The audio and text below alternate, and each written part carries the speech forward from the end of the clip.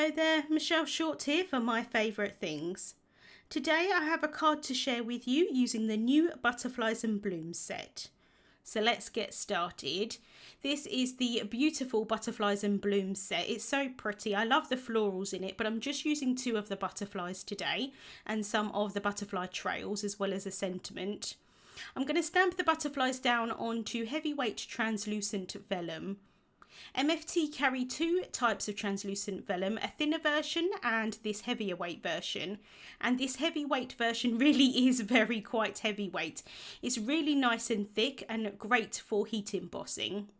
So I'm just arranging the butterflies down onto the vellum. I want to make sure that there's enough space in between the images, so when it comes to die cut them out, I can make sure that each of the dies are going to fit on nicely. I'm prepping my vellum with an anti-static powder tool, and then I'm removing the excess powder with a brush. I like to do this so that I'm not just stamping down onto that powder. I'm then inking up the butterflies using Versamark ink. This is a clear sticky ink so that when I add the embossing powder on top, it's going to stick to it. So just making sure to ink up those butterflies really well, and then I can press those down onto the vellum.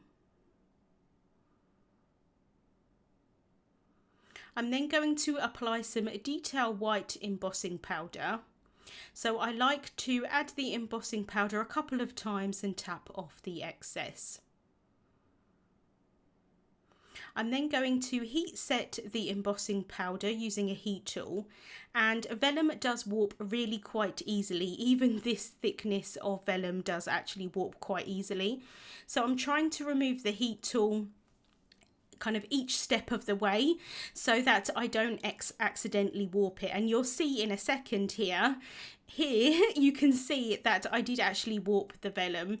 Thankfully it's pretty much in between the 2 butterflies, so I managed to get away with it.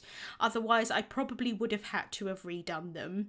I'm removing any excess powder with a Swiffer cloth, and then I can bring in the coordinating Butterflies and Blooms dynamics, hold those down with some low tack tape, and then I'm going to die cut them out. I do like to add a piece of scrap paper behind vellum when I do any die cutting. It just helps to get a smoother cut, I think, like a cleaner cut, and also make sure that I don't accidentally get any marks on the back of the vellum from my cutting plates. So I'm going to set those aside while I work on the background. So I've taken a panel of white cardstock. This is cut to 4¼ inches by 5½ inches. And I'm taking the watercolor wash freeform stencil, and I'm going to place that onto the front of the panel. And I'm going to stick it from the back. This is so that I can create a bit like a hinge, so that I can keep lifting up that stencil when I need to. So just taking a piece of masking tape here and holding that down at the top. So now I'm taking that panel with the stencil stuck on top, and I'm placing it inside of the MISTI so that I can stamp the butterfly trails. So I'm bringing in the butterflies so that I can use them as a placeholder to know where I want to stamp these trails. And it's going to look a little bit like they're flying in from the outside of this shape, and I thought it would look quite pretty.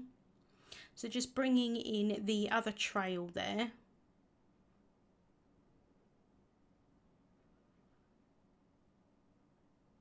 And I think that's going to look quite nice. So once I'm happy with the placement, I can close the MISTI door to pick up those stamps. And then I can remove those butterflies because I don't want to accidentally stamp on top of them. I'm then just picking up that stencil, and I'm using an anti-static powder bag just to add some powder onto that panel, removing the excess powder with the brush. And then I can ink up these stamps with Versamark ink again. Just making sure that I'm well inking those up.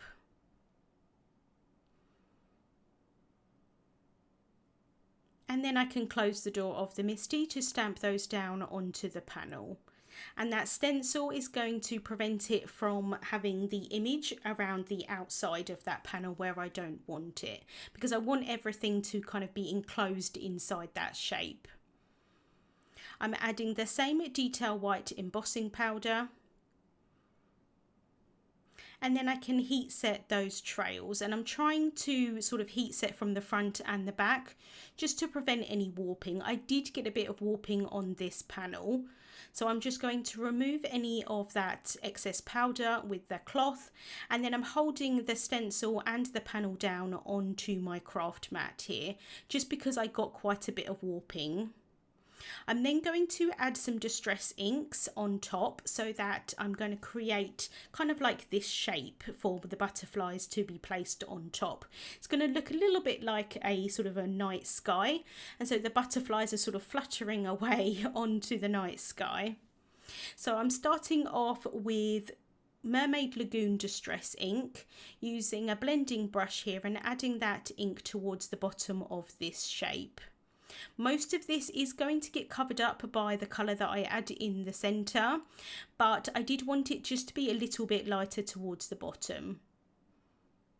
I'm then going in with Prize Ribbon and adding that colour towards the middle.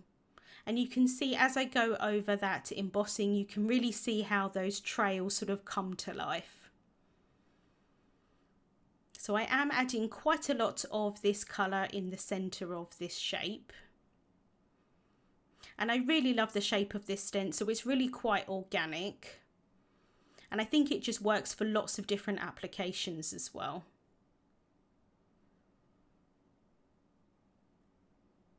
I do go back in with the Mermaid Lagoon towards the bottom just to try and blend those two shades together.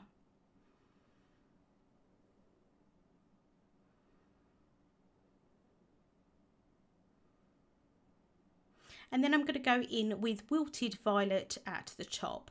I do end up losing quite a lot of the purple shade because I do go back over it with the blue. I'm okay with that. It would have been nice to have added a little bit more of the purple in the end, but I do like how it all the colours kind of blended together. So just adding that towards the top of the panel here. I think I quite like it at this point, and maybe I wish that I had left it like this, but that's absolutely fine. So just going in with that colour here, and you can see that the blue and the purple do blend quite nicely, and it makes it so that the prize ribbon ends up being quite a bit darker than it would ordinarily. So I'm going back in here with the prize ribbon just to really blend those colours together. And at that point, my stencil did shift slightly.